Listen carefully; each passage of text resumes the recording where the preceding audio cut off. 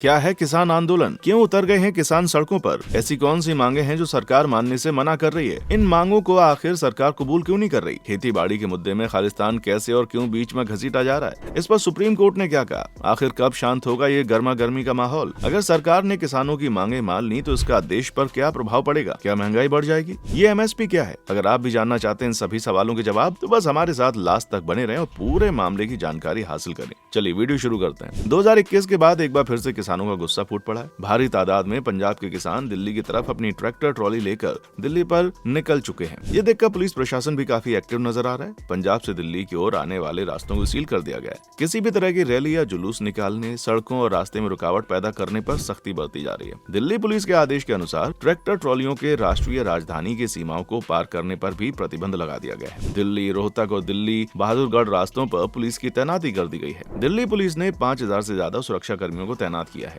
वहीं इन आंदोलनकारियों को रोकने के लिए बड़े बड़े वाहन और क्रेन्स भी लाई गई हैं, ताकि ये लोग दिल्ली में ना आ पाएं। पुलिस इन किसानों को रोकने के लिए तरह तरह की कोशिश कर रही है। जहां एक तरफ पुलिस फोर्स, क्रेन्स, वाहन किसानों के लिए रुकावट बने हैं, वहीं दूसरी तरफ पुलिस कर्मी आंसू बम फेंक कर उनका रास्ता रोकते नजर आ रहे हैं। खास तौर से आम लोगों को एक ही बात का डर सता रहा है कि जैसे पहले साल 2021 में किसान आंदोलन की वजह से दिल्ली के आसपास के हालात काफी सख्त और परेशानी वाले हो गए थे, कहीं इस बार भी दिल्ली नई मुसीबतों में न घिर जाए। जिस तरह लास्ट टाइम किसानों के आंदोलन की वजह से लोगों को खाना मिलना, पानी मिलना, बच्चों को स्कूल कॉलेज जाना सब मुश्किल हो रहा था, इस बार भी कहीं इन परेशानियों का सामना न करना पड़े। जो भी हो, लेकिन किसान इस बार पहले से भी ज्यादा गुस्से और अपने फैसले पर डटे नजर आ रहे हैं और इनका साथ कांग्रेस पार्टी भी दे रही है। ऐसे में लोगों के मन में सवाल आ रहा है कि आखिर सरकार इनकी मांग मानकर इस मामले को खत्म क्यों नहीं कर देती? लेकिन सरकार इसको मानने के लिए तैयार नहीं है। तो इसमें नामुमकिन जैसा क्या है? आखिर कौन सी कश्मकश फंसी है सरकार की? साल 2021 में बीजेपी सरकार ने अपने 3 कृषि बिलों को वापस लेकर किसान आंदोलन को ठंडा कर दिया। सरकार का ये फैसला सुनते ही किसान पंजाब वापस चले गए और दिल्ली के हालात पहले की तरह बेहतर हो गए। भले ही मामला ठंडे बस्ते में चला गया, लेकिन अब भी इनकी एक मांग पूरी नहीं हुई थी और वो थी सरकार MSP को लेकर कोई कानून बनाए। सरकार ने इनको दिलासा दिलाते हुए कहा, हम एक कमेटी बनाकर इस पर सोच विचार करेंगे, लेकिन 2021 से लेकर अब तक इस पर कोई भी कानून नहीं बन पाया।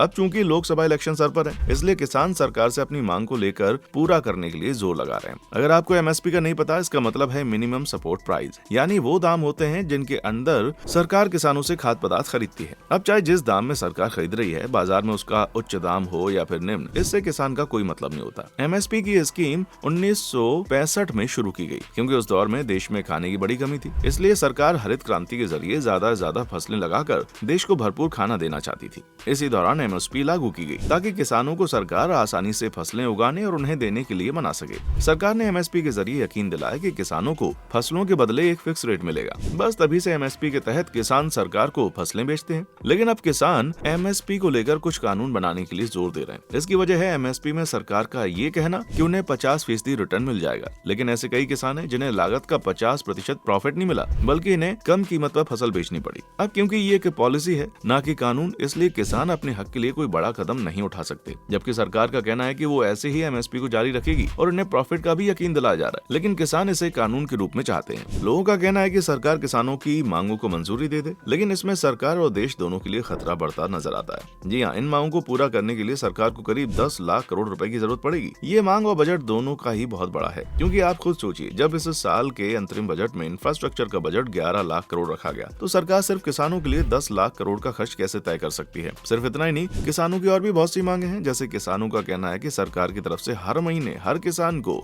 10,000 रुपए पेंशन दी जाए, साल में 200 दिनों के लिए 700 रुपए की दिहाड़ी के हिसाब से मनरेगा में रोजगार, मुफ्त बिजली, डीजली सब्सिडी भी दी जाए। अगर सरकार इन सब मांगों को मान ले, तो फिर सरकार को करीब 36 लाख करोड़ रुपए का बजट चाहिए। इतनी बड़ी रकम को सिर्फ किसानों की जरूरत है उनकी मांगों पर खर्च करना सरकार के बस से बाहर है। अगर एक बार को मान लिया जाए कि चलो सरकार इन मांगों को मंजूरी दे दे, तो फिर सरकार इतने पैसे कहां से लाएगी? या तो सरकार को देश के इंफ्रास्ट्रक्चर के बजट से कटौती करनी पड़ेगी, या फिर देश की सुरक्षा व्यवस्था पर खर्च कम करना होगा। वहाँ किसानों की मांग के मुताबिक अगर सरकार ने सभी फसलों पर MSP कानून बना दिया, तो सरकार को करीब 40 लाख करोड़ का बजट रखना होगा। सोचिए, अगर सरकार ने इनकी मांग को मान लिया तो देश में कितना क्या हो जाएगा, क्योंकि जो पैसा देश की तरक्की में उसकी रक्षा के लिए लगने वाला था, उसका कुछ हिस्सा किसानों के पास जाएगा। जब सरकार का बजट तंग होगा तो चीजें महंगी होंगी, टैक्स में बढ़ोतरी होगी और इन सब का असर देश के और लोगों पर पड़ेगा। इसलिए सरकार इन मांगों को मानने से हिचकिचा रही है। सबसे बड़ी परेशानी है MSP की। सरकार प्रावधान में जोड़ने में काफी परेशानी महसूस कर रही है, क्योंकि सबसे बड़ी समस्या ये है कि इस कानून का पालन कैसे होगा, क्योंकि जो MSP है वो फेयर एवरेज क्वालिटी के लिए आई। अब ऐसे में सरकार ने नियम बना लिया, लेकिन फसल की कीमत कीमत अच्छी नहीं हुई तो उसका क्या होगा?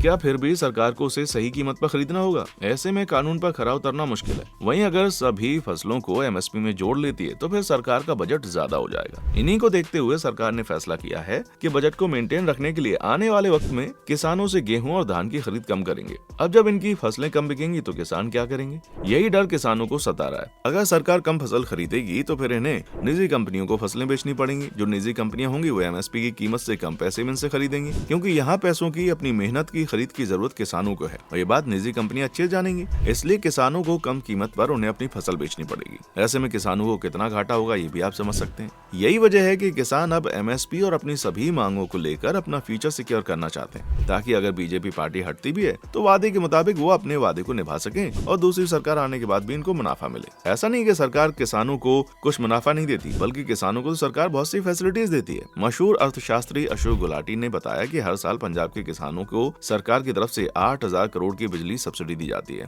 और फर्टिलाइजर सब्सिडी के तौर पर किसानों को $665 मिलियन दिए जाते हैं। ऐसे में आप देख सकते हैं कि सरकार ने किसानों के लिए क्या कुछ नहीं किया, लेकिन फिर भी किसान अपने फ्यूचर और अपनी इनकम में कटौती के डर से सड़कों पर सरकार के खिलाफ नारेबाजी और जुलूस निकालने पर उतरे। इतना ही नहीं, न सिर्फ किसान सरकार को भला बुरा कह रहे हैं, बल्कि इस आग में एक चिंगारी खालिस्तान के लिए उठती नजर आती है। इन आंदोलनकारियों में कुछ गिने चुने लोग वो शामिल हैं जो इन मांगों की आड़ में सरकार से खालिस्तान बनाने की मांग करते हैं और देश का बंटवारा करना चाहते हैं। ये देखकर कुछ लोगों का कहना है कि ये मांग एक आग की तरह किसी दूसरे मुद्दे को जन्म देने के लिए नहीं हो रही। हालांकि अभी तो खालिस्तान की मांग सिर्फ कुछ ही लोगों की जुबान पर है, लेकिन कभी किसकी जुबान पर आ जाए कुछ कह नहीं सकते। फिलहाल तो किसान एमएसपी पर जोर दे रहे हैं और इस पर सुप्रीम कोर्ट ने कहा कि किसान अपना विरोध जारी रख सकते हैं। ये तब तक हो सकता है जब तक किसी की जिंदगी या संपत्ति को इससे खतरा ना हो। इसके अलावा कोर्ट ने इस मामले पर अनुरोध करते हुए कहा कि मामला दोनों पक्ष आपस में बैठकर सुलझाएं, इस मामले का हल निकालने की कोशिश करें, क्योंकि जब तक दोनों पक्ष एक दूसरे की बात नहीं समझेंगे, एक दूसरे को अपनी बात नहीं समझाएंगे, तब तक इस मामले का कोई हल नहीं निकल सकता। वैसे आपको क्या लगता है कि इसमें सरकार सही है या किसान?